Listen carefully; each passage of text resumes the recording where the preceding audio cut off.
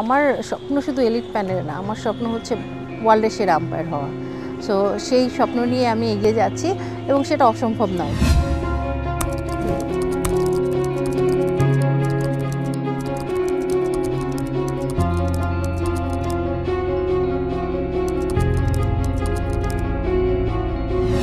যখন থেকে আম্পায়ারিং শুরু করেছি একটাই স্বপ্ন ছিল যে আইসিসি প্যানেলে যাওয়ার।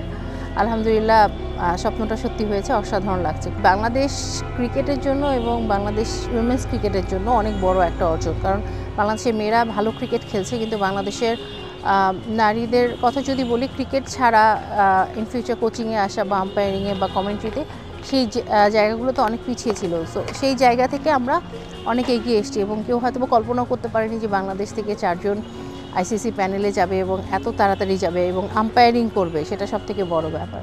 বেশ কিছু ধাপ কিন্তু এখানে আছে।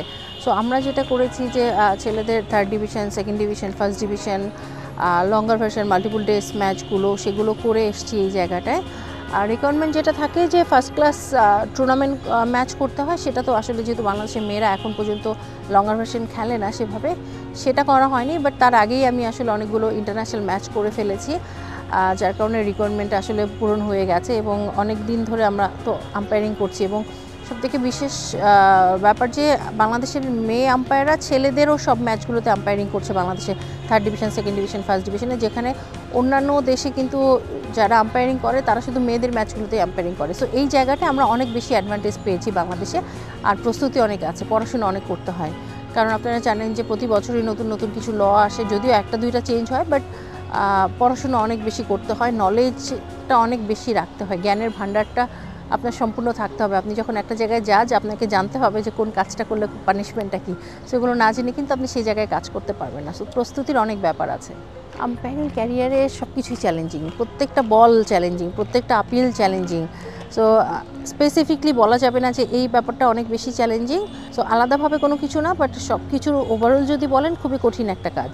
এখন পর্যন্ত মেয়েদের জন্য কোনো এলিট প্যানেল আলাদা করে নেই, শুধু একটাই প্যানেল আছে, আইসিসি ডেভেলপমেন্ট প্যানেল।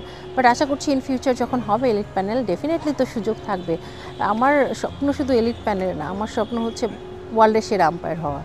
সো সেই স্বপ্ন নিয়ে আমি এগিয়ে যাচ্ছি এবং সেটা অসম্ভব নয়, ডেফিনেটলি অসম্ভব নয়। আম্পায়ারিং তো একটা কাজ।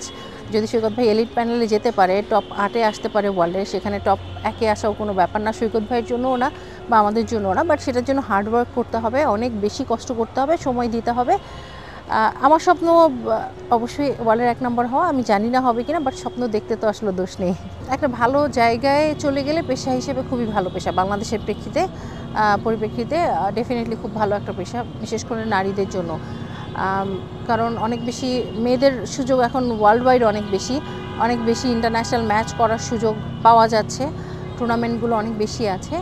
আর ঘরোয়া লিগেও যদি কেউ রেগুলার আম্পায়ারিং করতে পারে, পেশা হিসেবে দারুণ একটা পেশা। এবং রিসেন্টলি তো বিসিবি আমাদের 2 জন নারী আম্পায়ারদেরকে কেন্দ্রীয় চুক্তিতে নিয়েছে। সো পার মান্থ আমরা একটা স্যালারি পাবো। সো পেশা হিসেবে আমার কাছে মনে হয় যে দারুণ পেশা। আর নতুন যারা আসতে চায় অবশ্যই মোস্ট ওয়েলকাম, কারণ এই জায়গাটায় ফিউচার আছে যদি কেউ ভালো করতে পারে। কেউ যদি কোনো ক্ষেত্রে ভালো করে, সব জায়গায় আসলে ফিউচার আছে, বাট ভালো আম্পায়ারিং করতে হবে এবং সেই প্যাশনটা থাকতে হবে। কারণ আম্পায়ারিং আমি আগেই বলেছি অনেক কঠিন একটা জব। আসলো 2 দিন করলো, ভেগে গেল, সেটা কিন্তু হবে না। ধৈর্য নিয়ে সময় দিতে হবে, এই জায়গাটায় সময় দিলে ডেফিনেটলি ভালো করা সম্ভব।